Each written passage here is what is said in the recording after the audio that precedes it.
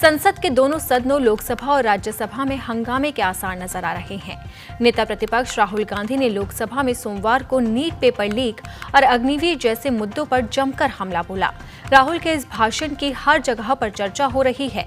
राष्ट्रपति के अभिभाषण पर जवाब देते हुए उन्होंने सरकार को कटघरे में खड़ा किया और चुनाव के समय की गई बयानबाजियों का भी जिक्र किया। और अब कांग्रेस नेता राहुल गांधी ने लोकसभा में सत्ताधारी बीजेपी पर करारा हमला बोला। इस बीच बीजेपी सांसद कंगना रनौत ने भी राहुल गांधी पर निशाना साधा और राहुल के भाषण को कॉमेडियन एक्ट बताया।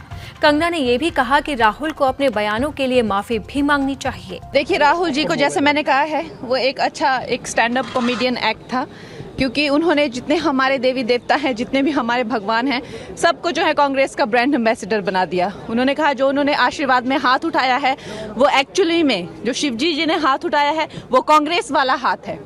ये उनके बयान है, ये उनका भाषण था। तो खैर हम तो लोग हंस ही रहे थे। उन्होंने ये भी कहा कि जो अल्लाह की दुआ में हाथ उठाते हैं वो भी कांग्रेस का हाथ है।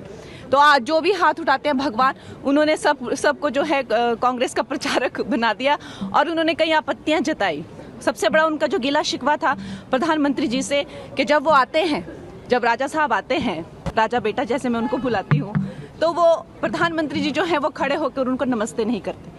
तो ये उनका गिला शिकवा था। तो आप समझ सकते हैं किस तरह का वो स्टैंड अप कॉमेडी एक्ट था।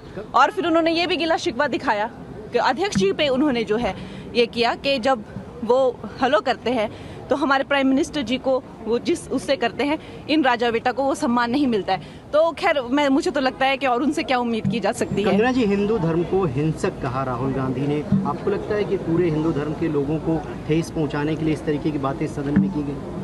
देखिए, जो उनका सारा ही भाषण बहुत आपत्तिजनक था। एक तो वो सारे प्रिंट आउट्स लेके आए थे, हमारे भगवान जो हैं शिव जी, उनको डेस्क पे रखा हुआ था।